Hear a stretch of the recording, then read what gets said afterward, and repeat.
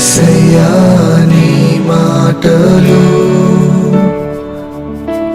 తేనె కంటే మధురము. యేసయ్య మాటల ఛానల్కు స్వాగతం. దేవుని నామమున మీ అందరికీ వందనములు. నా పేరు బ్రదర్ రాజ్కుమార్. విశ్వాసం గురించి మనం ధ్యానం చేస్తున్నాం. ఈరోజు చివరి భాగంగా 7వ భాగంగా మనం విశ్వాసం గురించి ధ్యానం చేద్దాం. సమూయేలు గారి జీవితం గురించి ఈరోజు మనం ధ్యానం చేసి మన విశ్వాసాన్ని పెంచుకుందాం. ఎందుకంటే ఈ యొక్క విశ్వాసుల వీరుల జాబితాలో ఉన్నటువంటి ప్రతి ఒక్కరూ ఈ విధంగా విశ్వాసంతో విజయాన్ని సాధించారు. వారి బలహీనులయ్యుండి కూడా ఎలాంటి బలమైన కార్యములు పొంది ఉన్నారు. ఈ విషయాలన్నీ మనము ఇప్పటి వరకు ధ్యానం చేస్తూ వచ్చాం. అంటే వారి జీవితంలో దేవుడు చేసిన గొప్ప కార్యాల ద్వారా మనము ఏం గ్రహించవచ్చు అంటే, విశ్వసించడం ద్వారా ఇంత గొప్ప కార్యములు మన జీవితంలో దేవుని ద్వారా పొందుకోవచ్చు. లేఖనమును ధ్యానం చేసి దేవుణ్ణి విశ్వసించి ఆయనకు మన విశ్వాసమును క్రియారూపంగా మొరపెడుతూ ఉండగా ఇంత గొప్ప బలమైన కార్యములు మనం పొందుకోవచ్చా అన్న విషయాన్ని ఇప్పుడు దాకా మనం అనేకుల జీవితాల్లో ఉదాహరణగా చూస్తూ మన విశ్వాసాన్ని పెంచుకున్నాం. ఎందుకంటే శ్రమ ఎప్పుడైతే మన దగ్గర ఉన్నదో ఆ టైంలో మనకి అధిక విశ్వాసం కావాలి. ఎప్పుడైతే అధిక విశ్వాసం మనకి ఉన్నదో ఆ శ్రమ పెద్దగా ఉన్నప్పుడు మన అధిక విశ్వాసం ద్వారా దాన్ని చూసినప్పుడట అది చిన్న సమస్యగా మారి మన దగ్గర నుంచి పారిపోతుందట. అదే నువ్వు అల్ప విశ్వాసంతో ఉన్నప్పుడు నీ సమస్య నీ ముందు ఒక కొండలా కనబడి నేను సమస్యతో మృంగివేదనని చూస్తూ ఉంటుంది. కాబట్టి ఆ సమయంలో మనకు కావాల్సింది మన విశ్వాసం. కాబట్టి ఈరోజు చివరి భాగంగా మనం ధ్యానం చేద్దాం సమూయేలు గారి జీవితం గురించి. ఆయన చిన్నప్పటి నుంచి ఏ విధంగా ఉన్నాడు, ఏ విధంగా ఎదిగారు, ఎలాంటి గొప్ప కార్యాలు దేవునిలో అద్భుతంగా పొందుకున్నారు అని మనం ధ్యానం చేసి మన విశ్వాసాన్ని పొందుకున్నాం. మొదటి సమూయేలు 3వ అధ్యాయము 1వ వచనం చదువుతాం. బాలుడైన సమూయేలు ఏలీ ఎదుట యెహోవాకు పరిచర్య చేయుచుండెను. ఆ దినములలో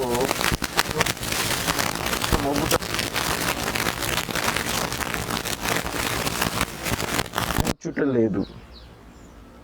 మన దేవుడు మాట్లాడే దేవుడు అండి. ఆయన మనతో మాట్లాడతాడు.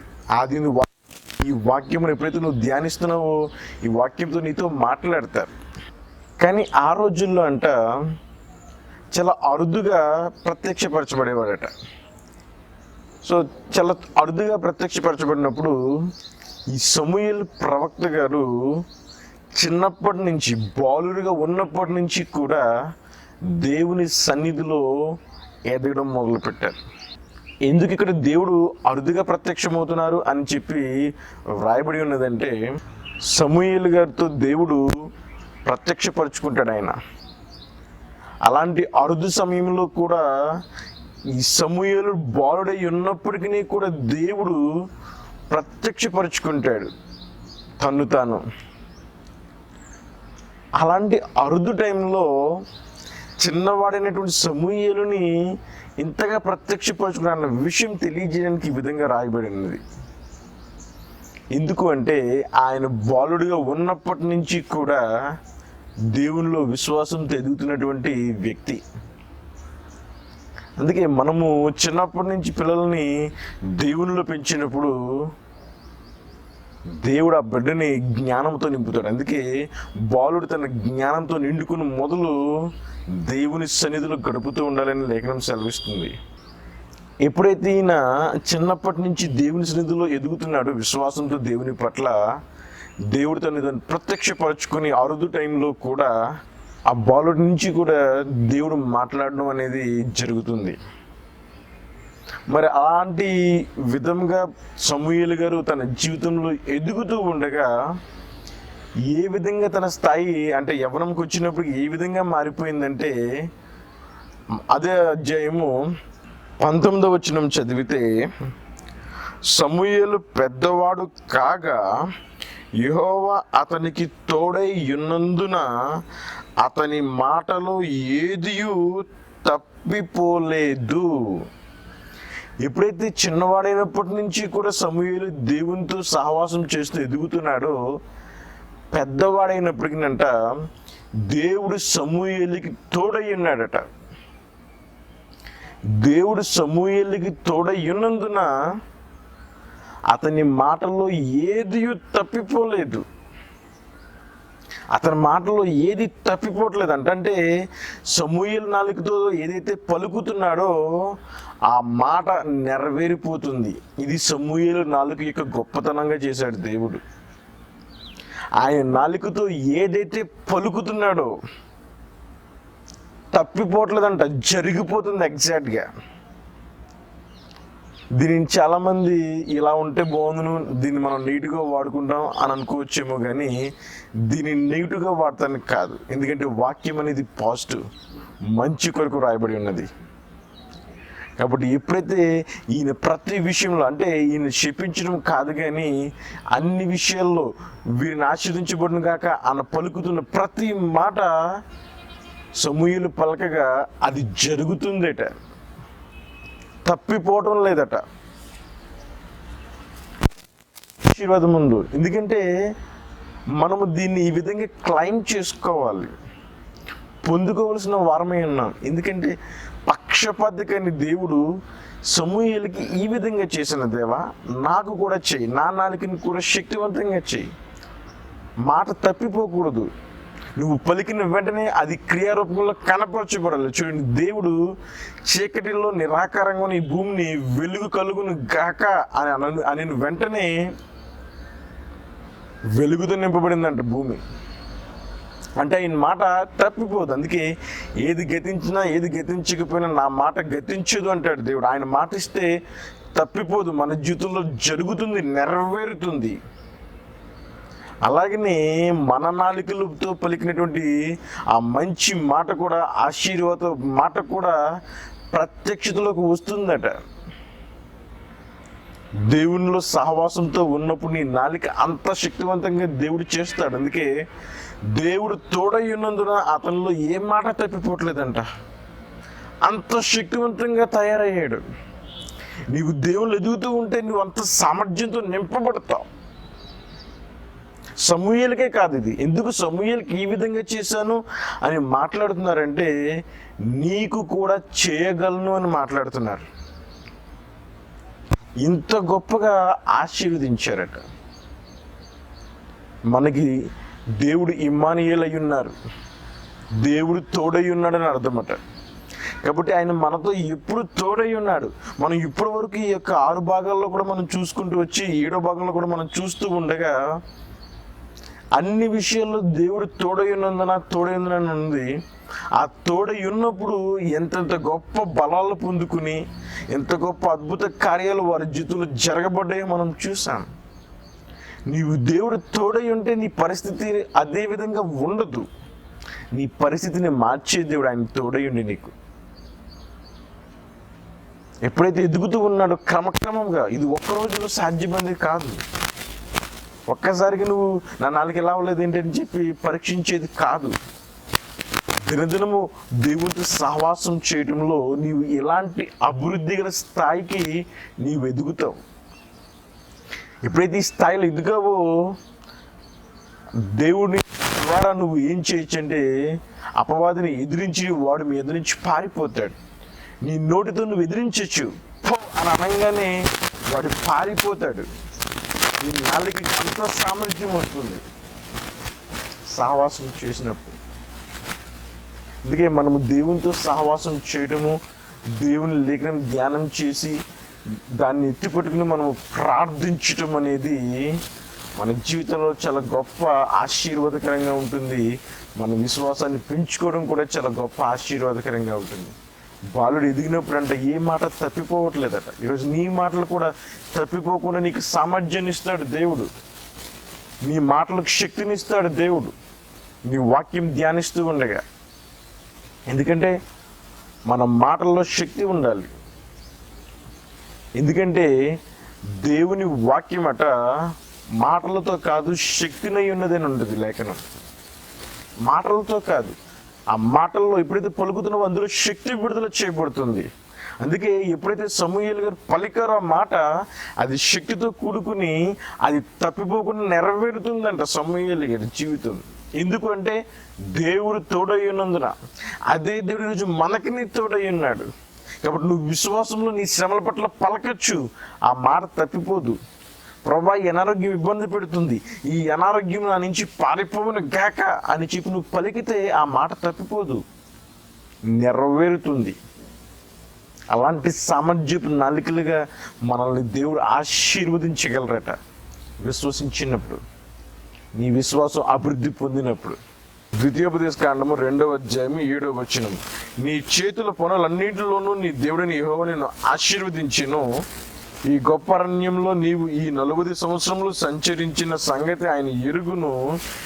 నీ దేవుడైన యెహోవా నీకు తోడై ఉన్నాడు, నీకేమీ తక్కువ కాదు. నీకు దేవుడు తోడై ఉంటేనంట నీకు ఏది తక్కువ కాదట. ఇక్కడ అందుకే దేవుడు తోడైనందున వీరందరూ గొప్ప గొప్ప శక్తిని పొందుకుని గొప్ప ఆశీర్వాదాలు పొందుకుంటున్నారు వారి జీవితంలో. ఏది తక్కువ అవటం లేదు. శ్రమ వచ్చినప్పుడు వారు గొప్పగా విడిపించబడుతున్నారు, ఎందుకంటే దేవుడు వారికి తోడై ఉన్నాడు. లేఖనం సెలవిస్తుంది, దేవుడు తోడై ఉంటే నీకు ఏది తక్కువ కాదట. మన జీవితంలో ఆయన తోడై ఉంటే ఏది తక్కువ కాదు. ఈ రోజుల్లో నీకు నీ శ్రమను బట్టి, కష్టాలను బట్టి, లోకంలో ఉన్న ఇబ్బందులను బట్టి నీకు అన్నీ తక్కువైపోయాయేమో, కానీ ఆయన చెప్తున్నాడు, నేను నీకు తోడై ఉంటే నీకు ఏది తక్కువ కాదు, అయిపోయినప్పుడు నింపబడుతుంది. కాబట్టి ఆయన మనకి ఎప్పుడు తోడై ఉంటాడు. అందుకే ఇమ్మానుయేలు, నీకు ఎప్పుడు తోడై ఉండే దేవుడు. ఇలాంటి తోడై ఉండే దేవుడు నీకు ఏది తక్కువ కాకుండా నీ జీవితం ఉండాలి అంటే ఆయన ద్వారా మనం అనుదినము ఆయనతో సహవాసంతో ఎదుగుతూ ఉండాలి.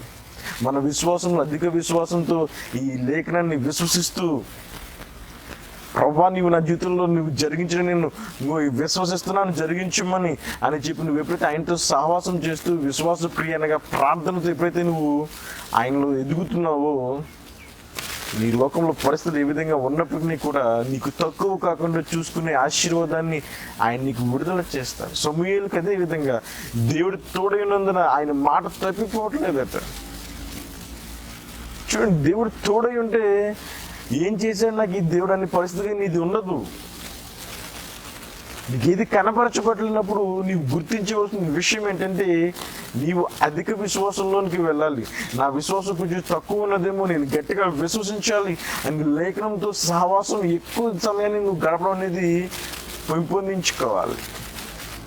అంతేగాని ఈ దేవుడు నాకు పని చేయట్లేదు, నాకేం చేశాడనే విధానంలోనికి వెళ్ళిపోకూడదు. ఎందుకంటే అపవాది నీకు ఆ విధంగా కలగజేస్తూ ఉంటాడు, అలాంటి ఆలోచన కలగజేస్తూ ఉంటాడు నీకు లోకంలో ఉన్న చుట్టుపక్కల ప్రతి సమస్యను చూపించి. కానీ నువ్వు విశ్వసించాలి, లేదు దేవుడు నాకు తోడై ఉన్నాడు, నాకేది తక్కువ కాదు. ఇంకో వీరందరి జీవితంలో ఇప్పుడు దాకా మనం 6 భాగాలు చూస్తాం, ఈరోజు 7వ భాగం చూస్తున్నాం. ఎన్ని విషయాల్లో కూడా దేవుడు తోడై ఉంటే శ్రమలో ఎంత గొప్ప ఆశీర్వాదం ఇచ్చారు. కాబట్టి నా శ్రమలో కూడా దేవుడు నాకు తోడై ఉంటాడు, అంతే గొప్ప బలమునిచ్చి ఆయన గొప్ప కార్యాలు చేస్తారన్న విశ్వాసంతో మన జీవితంలో ముందుకు వెళ్ళాలి. ఎప్పుడైతే ఈ విధంగా వెళ్తున్నావో ఆయన యొక్క ఆశీర్వాదం నీలో విశ్వసించిన ప్రకారం ప్రత్యక్షపరచబడుతుంది. మొదటి సమూయేలు 7వ అధ్యాయము 3వ వచనం చదువుదాం.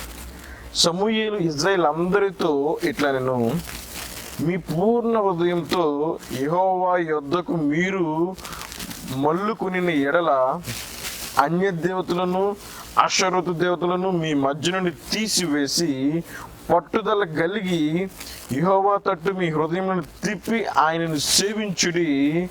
అప్పుడు ఆయన ఫిలిష్తీయుల చేతుల నుండి మిమ్మల్ని విడిపించును. వీరు ఎప్పుడైతే దేవుని తట్టు వైపు కాకుండా దేవునికి దూరంగా వెళ్ళిపోతున్నారో ఆ క్షణాన వీరు శత్రువుల చేత బాధించబడుతున్నారు. మనము మొన్న గడిచిన ఎపిసోడ్లో కూడా చూసాం. వారు మరలా ఏమంటున్నారంటే, దేవా మాకు నువ్వు తోడే ఉంటే ఎంత కష్టం ఎందుకు వస్తుంది, ఎంత శ్రమ ఎందుకు వస్తుంది అని మాట్లాడుతున్నారు.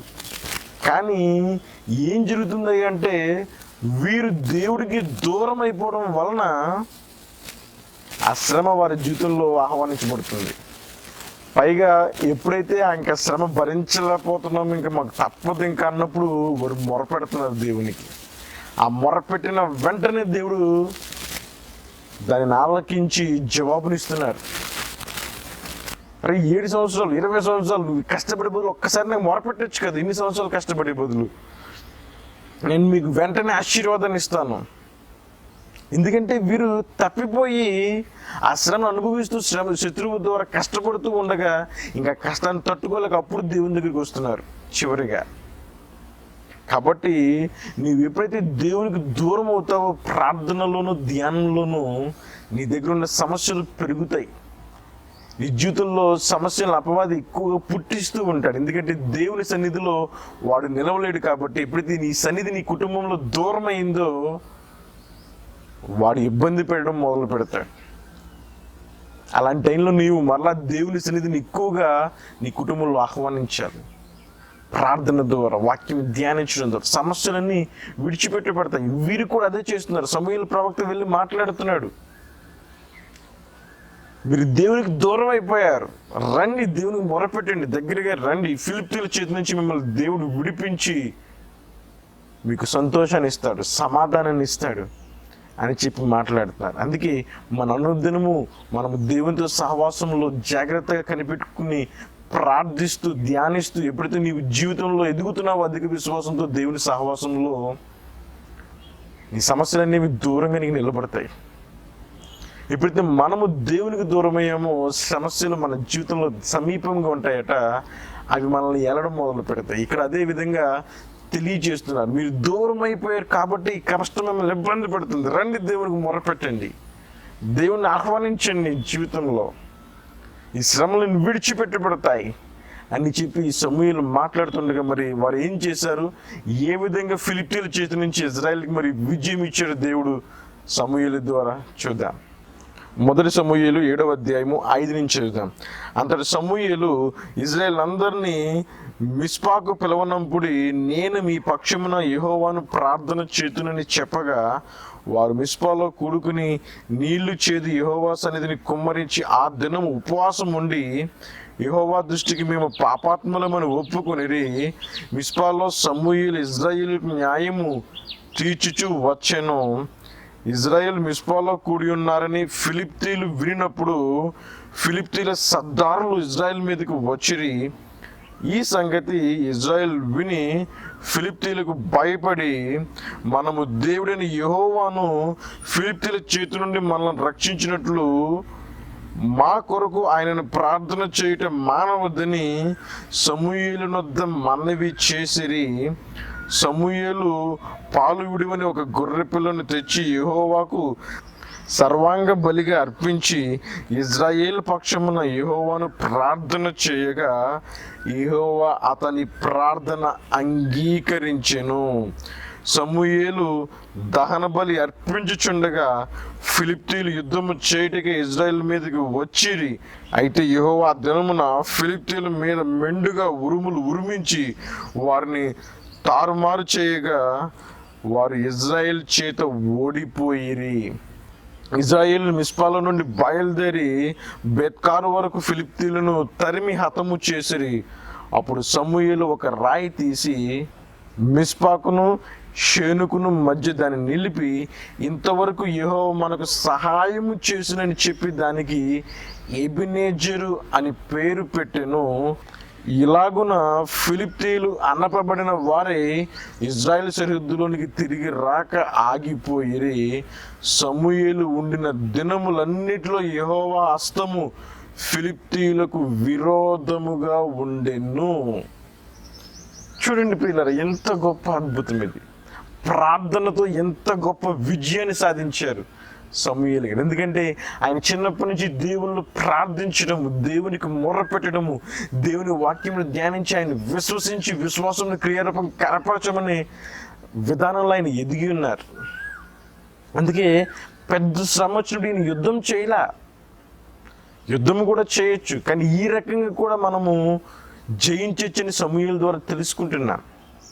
ఇప్పటి వరకు మనం చూసినంత వరకు ప్రతి వారు దేవుని యొక్క వాగ్దానంతో యుద్ధం చేసి ఉన్నారు, కానీ ఈయన ప్రార్థనతో యుద్ధం చేసి ఉన్నారు. ప్రార్థనతో యుద్ధం చేశారు. ప్రార్థనతో ఎంత గొప్పగా నీవు శత్రువుని ఎదిరించవచ్చు. చూడు, వాళ్ళందరూ కూడుకున్నప్పుడు ఈ ఫిలిప్తీయులు గుర్తించారట, ఇజ్రాయెల్ అందరూ పలానా చోటున నేను వెళ్తానని చెప్పి వాళ్ళందరూ వచ్చినప్పుడు వీరందరి కొరకు యెహోవాకు మొరపెడుతున్నారట. సమూయేలు గారు ఎప్పుడైతే మొరపెడుతున్నాడు, శత్రువు వస్తున్నాడని తెలిసి ఏమంటున్నారంటే, అయ్యా మీరు ప్రార్థన ఆపద్దు, ఇంకా ప్రార్థన చేయండి. ఎందుకంటే వారు గుర్తించారు ప్రార్థనలో ఎంత శక్తి సామర్థ్యం ఉన్నది అని. ఎప్పుడైతే వీరు ప్రార్థన చేస్తున్నారో, ప్రార్థన చేస్తూ ఉండగా శత్రువు మీదనే దేవుడు ఏం చేశారంటే వారిని తారుమారు చేయగా, ఎప్పుడైతే వారు తారుమారు చేసి చెదిరిపోయినప్పుడు ఇజ్రాయేల్ వారు తరిమి వారు గొప్పగా హతము చేసి గొప్ప విజయాన్ని సాధించినట్లు లేఖనం సెలవిస్తూ ఉంది. కాబట్టి చాలా ప్రాముఖ్యమైనది ఈ విశ్వాసపు ప్రార్థన. ఇక్కడ చూడండి, ఇప్పుడు దాకా మనం చూసిన విధానం వేరు, సమూయేలు గారి జీవితంలో చూసిన విధానం వేరు. ఆయన ఉన్నంత కాలమునంట ఫిలిప్తీయులకు విరోధంగా దేవుడు పనిచేస్తూనే ఉన్నాడంట. అనగా శత్రువు ఏమాత్రం ఇజ్రాయెల్ మీద రావడానికి ఆస్కారం లేదు. అంత గొప్పగా దేవుడు శత్రువుల నుంచి విడిపించాడు ఇజ్రాయెల్ని వారి యొక్క సమూయేలు గారి యొక్క ప్రార్థన ద్వారా. ఒక్కరి ప్రార్థన అంత శక్తివంతమైంది. ఆ ఒక్క ప్రార్థన ఇజ్రాయెల్ని కాపాడింది, ఇజ్రాయెల్ని గొప్పగా విడిపించింది. శత్రువు పారిపోయి, అందుకే వారికి సరిహద్దుగా ఎబినేజర్ పేరు పెట్టారంట. దానికి దేవుడు మనకు తోడై ఉన్నాడు అని చెప్పి ఒక రాయిని అక్కడ స్థాపించారు వారు. ఎబినేజరు, దేవుడు నీకు సహాయం చేసేవాడు, నీ ప్రార్థన ద్వారా గొప్ప విజయాన్ని నీ కలగజేసేవాడు దేవుడు. మొదటి సమూయేలు 7వ అధ్యాయము 15వ వచనం చదివితే, సమూయేలు తాను బ్రతికిన దినములన్నీ ఇజ్రాయేలులకు న్యాయాధిపతిగా ఉండెను. ఎన్ని దినములైతే సమూయేలు బ్రతికి ఉన్నారో అన్ని దినములు న్యాయాధిపతిగా అక్కడ ఇజ్రాయేల్కి ఉన్నాడట. ఉండి ఏ శత్రువు కూడా ఎక్కడ ఇజ్రాయేల్ ఇబ్బంది పెట్టకుండా ఆయన ద్వారా దేవుడు గొప్ప కార్యాలు చేస్తూ వారిని రక్షించారట. ఆయన రక్షకుడు. శత్రువు ఎప్పుడైతే నిన్ను బాధిస్తుందో నీవు మొర్రపెట్టిన వెంటనే ఆయన నీ శత్రువు నుంచి విడిపించే దేవుడు. మరి మొర్ర పెడితేనే నిన్ను విడిపిస్తాడంటే క్రియలు లేని విశ్వాసము వ్యర్థము, విశ్వాసము లేకుండా దేవునికి ఇష్టడేంట అసాధ్యము. కాబట్టి నీవెప్పుడైతే క్రియారూపకంగా నీ విశ్వాసాన్ని కనపరిచావో ఆయన కూడా తన క్రియని చేయడం మొదలు పెడతారు. ఇంత గొప్ప దేవుడు అయి ఉన్నప్పటికీ నీ కష్టం వచ్చినప్పుడు ఆయన నీ దగ్గర పని చేయాలి అంటే నువ్వు మొరపెట్టాలి. నువ్వు ఎప్పుడైతే మొరపెట్టినావో ఆ మొరపెట్టినప్పుడు నీ విశ్వాసం క్రియారూపంగా కనపరచబడుతుంది. అది కనపరచబడినప్పుడు దేవుడు దానికి బహుమానాన్ని ఇచ్చే దేవుడు. అందుకే నీ మొరపెడితేనే కదులుతారంటే నీ విశ్వాసమును క్రియారూపంగా కనపరచడం అన్నమాట. ఇప్పుడు దాకా మనం చూసిన యుద్ధాలు వేరు, ఇది ప్రార్థనతో గొప్ప యుద్ధాన్ని సాధించాడు. అంతేకాదంట ఈయన ప్రార్థిస్తూ ఉన్నంత కాలము కూడా వారికి న్యాయాధిపతిగా ఉన్నప్పుడు ఏ కష్టము రాకుండా దేవుడు కాపాడుతూనే ఉన్నారట. ఇందుకే దేవుణ్ణి విశ్వాసంతో కలిగి ఉండటం అనేది చాలా గొప్ప విషయము. ఇది అపవాది నిన్ను దూరపరుస్తూ ఉంటాడు నీ శ్రమలతో, కష్టాలతో, బాధలతో, వేదనతో. కాబట్టి ఇది గుర్తించాలి మనం లేఖనం ద్వారా. అపవాది నన్ను ఎప్పుడు అవిశ్వాసంలో తీసుకువెళ్తాకే చూస్తాడు, కానీ దేవునిలో నేను విశ్వాసంతో పెరుగుతూ ఉండాలి.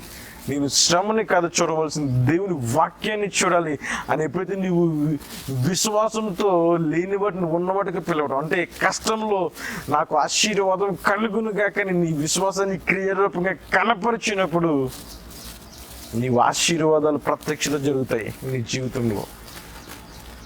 కాబట్టి గమనించండి ప్రియులారా, నీకు దేవుడు తోడై ఉంటే ఏది తక్కువ కాదు. ఆయన నీకు తోడై ఉంటే నిన్ను గొప్పగా ఆశీర్వదించి నీ శ్రమలో నిన్ను గొప్పగా అధిక శక్తితో, బలముతో నింపి నీ సమస్య నుంచి దూరపరిచే దేవుడే తప్ప నీ కష్టం నీ నుంచి దూరపరిస్తే దేవుడే తప్ప నిన్ను విడిచిపెట్టేవాడు కాదు ఆయన మధ్యలో. ఇప్పటి వరకు మనం 7 భాగాలు చూసాం. ఈ రోజు వరకు కూడా ఈ 7 భాగాలలో మనకు గొప్పగా కనపరచబడుతున్నది. దీనిని గూర్చి అపోస్తులు ధ్యానించారంటే ఇంత గొప్పగా దేవుడు చేశారా, ఇంత గొప్పగా దేవుడు తోడి ఉంటే ఎంత గొప్ప అద్భుతాలు పొందుకుంటాం, ఎంత గొప్పగా అని చెప్పి వారు ఎప్పుడైతే ధ్యానం చేసి వారు విశ్వసించారో, వారి జీవితంలో కూడా గొప్ప విశ్వాస క్రియలతో ఎప్పుడైతే నడుచుకున్నారో అంతే గొప్ప సమస్యలు ఎదిరించారు. వారు కూడా ఎదిరించి వారు తెలియచేస్తున్నారు, అయ్యా వీరు బలహీనతలో ఉండి కూడా వీరు ఎంత గొప్పగా విశ్వాసంతో ఎంత గొప్ప క్రియలు చేశారు, అది మేము ధ్యానించాము, దాని ద్వారా మా విశ్వాసం కూడా గొప్పగా పెరిగింది అని వారి యొక్క అధ్యాయంలో మనకి లేఖనం ద్వారా తెలియచేస్తున్నారు. ఎందుకంటే పక్షపాతిగానే దేవుడు నీ పట్ల, ఆయన పక్షపాతి కాదు. కాబట్టి ఈరోజు కూడా నువ్వు విశ్వసించు, నీ విశ్వాసము అధిక విశ్వాసం అగుతుంది. ఈ రోజు నుంచి ఏ విషయంలో నువ్వు కృంగిపోయే పరిస్థితులతో అపవాది నేను యుద్ధం చేస్తున్నప్పటికీ నీకు కూడా దేవునితో కొంత సహవాసంలోనికి వెళ్ళు. దేవుడు నీ బలహీనమైన సమయంలో ఆయన అధిక బలమును నీకు కలగజేసి గొప్ప విజయాన్ని నీకు ఇస్తే దేవుడు తప్ప నిన్ను విడిచిపెట్టేవాడు కాదు. హెబ్రీయులు 11:31 నుంచి చదుదాం. విశ్వాసమును బట్టి రాహాబును వేగులు వారిని సమాధానంగా చేర్చుకునేందున అవిధేయతలతో పాటు నశించకపోయాను. ఇకను ఏమి చెప్పుదును? గిద్యోను, బారాకు, సంసోను, యెఫ్తా, దావీదు, సమూయేలును వారిని గూర్చి ప్రవక్తలను గూర్చి వివరించుటకు సమయము చాలదు. వారు విశ్వాసము ద్వారా రాజ్యములను జయించిరి, నీతి కార్యములు జరిగించిరి, వాగ్దానములు పొందిరి, సింహముల నోళ్లను మూసిరి, అగ్ని బలమును చల్లార్చిరి, ఖడ్గధారను తప్పించుకుని బలహీనులుగా ఉండి బలపరచబడిరి, యుద్ధములలో పరాక్రమశాలులైరి, అన్యుల సేనలను పారద్రోలిరి. ఇప్పటి వరకు ఎలా వీరు చేశారు అని ప్రతి ఒక్కరి గురించి వ్రాయబడిన ప్రతి విషయాన్ని మనం ధ్యానించాం. 7 భాగాలుగా దేవుణ్ణి ముందుంచారు. విశ్వాసంలో ఎంత గొప్ప సామర్థ్యం ఉన్నదా! దేవుణ్ణి విశ్వసించి ఆ విశ్వాసం లేఖనం ద్వారా అధిక విశ్వాసంలోకి వెళ్తూ ఉంటే ఇంత గొప్ప ఆశీర్వాదాలు, ఇంత గొప్ప జయము నా జీవితంలో కలుగుతుందా అని. కాబట్టి గమనించండి ప్రియులారా, నీ విశ్వాసం పట్ల అనుదినము ప్రార్థన చేయి. ప్రభువా నన్ను అధిక విశ్వాసం తీసుకువెళ్ళు. ఎందుకంటే నీ శ్రమలో, నీ కష్టంలో, నీ వేదనలో, నీ బాధలో ఆయన రక్షకుడు, ఆయన రక్షణ నీకు కలుగుతుంది. ఆయన నీ కష్టంలో నిన్ను విడిపిస్తాడు నీ ప్రార్థన ద్వారా. నీ ప్రార్థన బలహీనరాలైనా సరే, ఇక్కడ ఇప్పుడు దాకా మనం చూసాం కదా, వారు ఎన్నిక లేని వారు, బలం లేని వారు, వీళ్ళందరూ ప్రార్థన ద్వారా దేవుని విశ్వసించడం ద్వారా ఎంత గొప్ప కార్యములు వారు పొందుకున్నారు. కాబట్టి ఈరోజు నువ్వు ఎలాంటి పరిస్థితిలో ఉన్నా సరే నీ విశ్వాసాన్ని కోల్పోకు, నువ్వు తక్కువగా అంచనా వేసుకోకు, విశ్వసించు. ఒంటరైన వాడు 1000 మంది అవుతారట. అంత గొప్ప సామర్థ్యము విశ్వసిస్తే దేవుడికి ఇవ్వగలడు. అప్పుడు ఎందులో నువ్వు నిరుత్సాహపడకుండా నీ కష్టముల పట్ల నీ విశ్వాసమును కనపరిచి నీ దేవుని నమ్మి నీ దేవుని ద్వారా గొప్ప విజయాన్ని మీరు పొందండి. అప్పుడు ఈరోజు 7 భాగాలుగా మనం చూసాం. 7 భాగాల్లో విశ్వాసం ద్వారా దేవునికి అధిక విశ్వాసమును కలిగించేయను కాక. ప్రార్థన చేద్దాం.